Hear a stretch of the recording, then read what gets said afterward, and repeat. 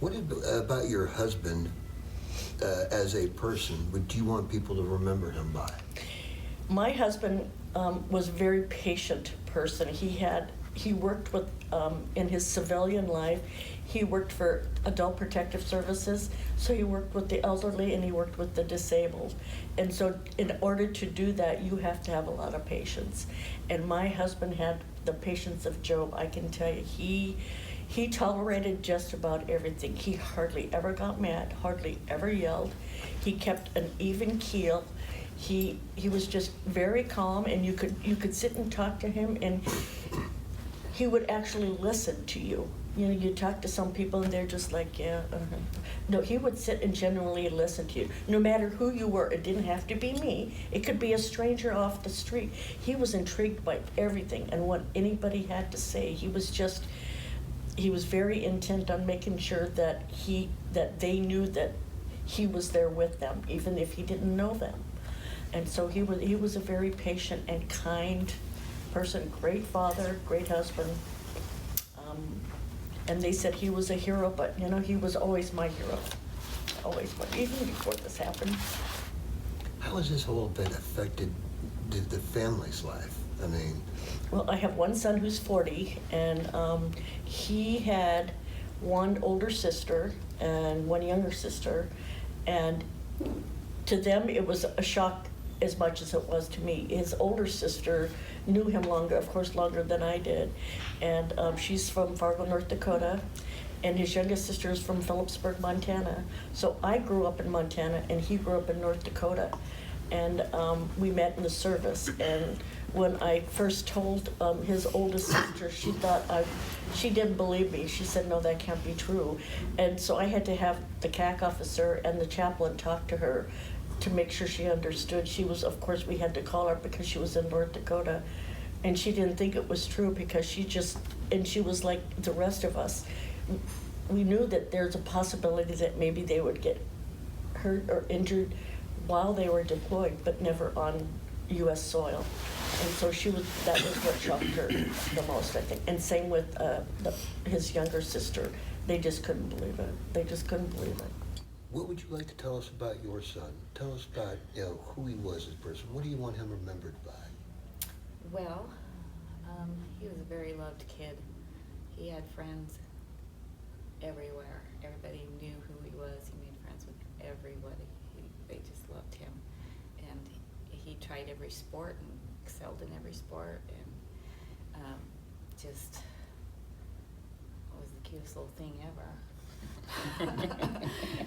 He left September of 2008 as this scrawny little kid, and we went to his basic training graduation, and it was like a whole new kid. He filled out and buffed up and looked a little more mature, but he was our little buddies. That's what everybody called him.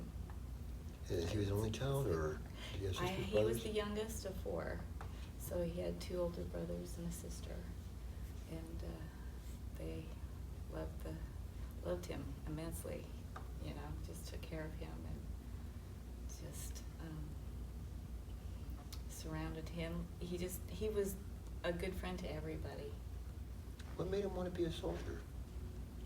Well, as he was going through high school, he decided he wanted an education, and it's hard to get an education, pay for college. And he goes, if I go into the military, then I can, serve my country, which is one of the things he wanted to do as well, and be able to get his education through the military. And so that's what he decided to choose. And very proud of him for choosing that. Now, I see you're wearing his dog tag. Have you had that on ever since, or? Mm-hmm. Yeah. Right after the shooting, we were waiting to find out when we could get them home. And my brother serves in the military, so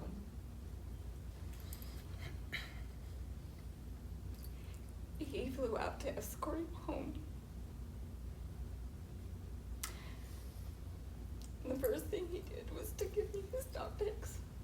when he got off the plane. And after they brought him home. And so, it's a treasure to me. Tell us about Amy. Amy. Well, What do you tell us all about her? What is it she you want was to know? vivacious, is a good way to describe her. She is also a lot like, you know, when Tina talks about Erin, I think, my gosh, she was a friend to everyone, had a smile that would light up the room. She was the kind of person that she didn't judge anyone, so she had friends from all, you know, all, you were who you were. You got to be who you wanted to be when you were with Amy, and she respected you for that. And so she was like the center of the entire, all of her peers. What's Krug's, they all called her Krug's.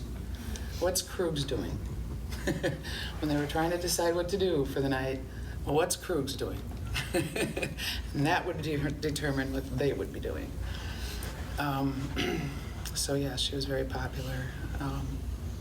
And still the entire community, we had a benefit for her on Saturday that goes to a scholarship fund that we have in our honor every year. And it was an outstanding turnout, always is. And like I said, all the community comes to it, and all of her friends come to it, and they all bowl, and they all participate, and they call me Mama Krugs.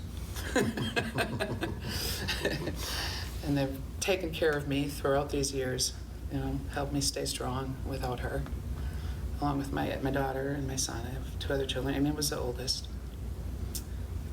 We called her Elvis because one time they all got in the car, and Jessica said, "Why does Amy always get the front seat?" I said, "Because she's the eldest." And they said, Casey and her at the same time, Casey and Jessica, "Amy's Elvis?" Which was kind of fitting for her because she was like, yeah, you know, she's like, that'll work. As a soldier, she was a kick, you know, she was strong. And some of the guys after that came to her funeral were telling me that, you know, they didn't mess with her. They're like, you didn't mess with Amy. She was a tough cookie, very strong-headed. So She planned on going far then. she sure did. She sure did. She was actually going to school at Whitewater, Wisconsin for psychology. She wanted to stay in the mental health field. And she had just re-upped into the reserves. She was on the fence about it, whether she was going to re-up or not, and I got the call from one of the officers saying that she had to give him an answer by that day, the end of that day. So I called her and I said, "You need to let them know by the end of today," and she chose to stay in. And I remember struggling, should I even tell her I got that call? Of course, that was her life and that's what she wanted, so. I mean, of course, joined in the first place. Why did she want to be a soldier? 9/11. She came home after 9/11 and asked me if I had worked third shift at the time, so she wasn't sure if I knew. And I did know. And I said, yeah, I did hear what happened. I said, I've been watching it all afternoon. I said, I didn't even sleep. And she said, "I'm going in." And this is a famous quote of hers. She said, "I'm going in." I said, "Going in?" And she said, "Yes, I'm joining the Army, Mom." I said, "Amy, you can't take on Bin Laden all by yourself." And she said, "Watch me." What about this memorial here? Oh, my goodness, it's outstanding. It absolutely is outstanding. What this community has done to honor them is just wonderful. Troy, the sculpture, yeah, he just did an amazing job. And all the money, you know, it took a lot to get that to happen. A lot of cost, and we're just proud that they did that for us.